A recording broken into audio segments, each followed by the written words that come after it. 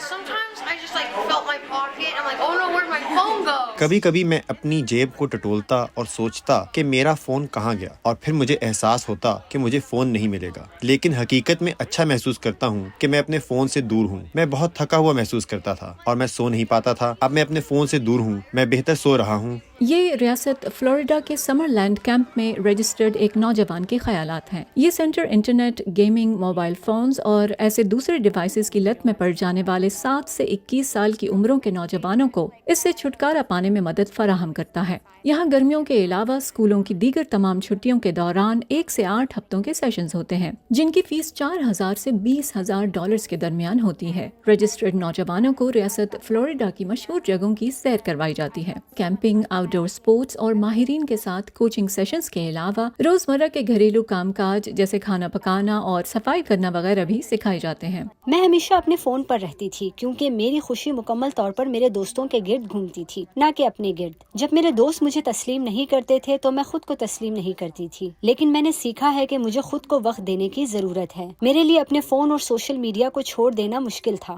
اس rehabilitation centre کے سربراہ اور ماہر نفسیات ڈاکٹر مائیکل بشپ کے مطابق جب اسکرینز بچوں کی سماجی صلاحیتوں، پڑھائی یا ذاتی تعلقات پر اثر انداز ہونے لگیں تو والدین کو فوری مداخلت کرنے کی ضرورت ہوتی ہے۔ In the teenage years, there's a lot of learning that goes on. نوعمری کے سال بہت کچھ سیکھنے کے سال ہوتے ہیں۔ اس دوران بہت سی سماجی پختگی پیدا ہوتی ہے۔ جب بچے آمنے سامنے ہونے کے بجائے اسکرینوں کو دیکھ رہے ہوتے ہیں، ان کے ذریعے بات چیت کرتے ہیں، تو وہ روبرو میل ملاپ سیکھنے کے مواقع سے محروم رہتے ہیں، جیسے یہ پہچاننا کہ کوئی فرد آپ سے نظریں ملا کر چہرے کے اشارے، باڈی لینگویج، لہجے وغیرہ کے ذریعے آپ کی باتوں میں دلچسپی رکھتا ہے یا نہیں۔ ایسا لگتا ہے کہ سوشل میڈیا اور آن لائن گیمنگ کے عروج کے ساتھ وہ دن غائب ہو گئے جب گھر آنے کے بعد راہداری میں کھیلنا، دوستوں کے گھر جانا اور ایسی دیگر سرگرمیاں ہوا کرتی تھیں۔ خصوصاً یہ نسل کووڈ کے 2 سالوں سے گزری ہے جہاں زیادہ تر نوجوان گھر پر ہی رہے۔ ہم ایک پوری نسل کو دیکھ رہے ہیں جن کی سماجی مہارتیں کم از کم 2 سال پیچھے ہیں۔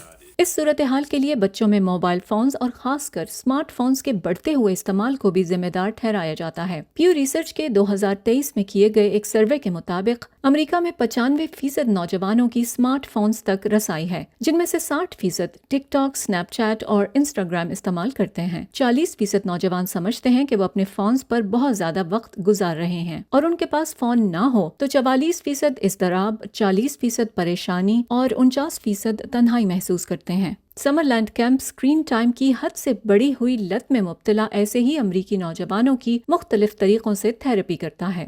یہ نہ صرف اپنے دن کے معمول کو طے کرنے کی حکمت عملیوں کو سیکھنا، اپنے دن اور وقت کا حساب رکھنے، منصوبہ بندی کرنے اور ٹارگٹ پورا کرنے کو سیکھنا ہے، بلکہ ان کے والدین کو بھی اپنے فرائض کی ادائیگی کے انداز پر کام کرنے کی ضرورت ہے۔ ہم پوری فیملی کا اتنا ہی علاج کرتے ہیں جتنا رجسٹرڈ مریض کا۔ ہم ایسے طریقوں کا استعمال کرتے ہیں جو کھیلوں کے ماہر نفسیات استعمال کرتے ہیں۔ مثلاً اولمپک ایتھلیٹ اعلیٰ سطح پر کارکردگی کا مظاہرہ کرنے کے قابل کیسے ہوتے ہیں، وہ کون سی حکمت عملی استعمال کرتے ہیں، ہم اسے نصاب میں شامل کرتے ہیں، اور ہم اس بارے میں بات کرتے ہیں کہ جب آپ گھر واپس جائیں گے آپ پر دباؤ ہوگا تو ایسے برے دن سے کیسے نکلنا ہے۔ امریکہ میں اسکرین ٹائم پر کام کرنے والے سمر لینڈ کیمپ جیسے اداروں کی تعداد ضرورت سے کہیں کم ہے۔ اس کے علاوہ ان سینٹرز پر ایک تنقید یہ کی جاتی ہے کہ یہاں رجسٹریشن فیس بہت زیادہ ہے، اور اب جبکہ اسکرین اور انٹرنیٹ کی لت تقریباً ہر گھر کی کہانی بن چکی ہے، بہت سے گھرانے اسے افورڈ نہیں کر سکتے۔ لیکن مائیکل اس کا جواز کچھ یوں پیش کرتے ہیں کہ امریکی کالجز کے صرف 50% اسٹوڈنٹس تعلیم مکمل کر پاتے ہیں۔ ایسے نوجوان اگر اپنی نئی زندگی شروع کرنے میں ناکام ہو کر والدین کے ساتھ مستقل رہنے لگیں تو والدین کو کہیں زیادہ اخراجات اٹھانے پڑتے ہیں، لہٰذا ایسے سینٹرز کی فیس ایک طرح سے بچے کے مستقبل میں سرمایہ کاری کرنے جیسی ہے۔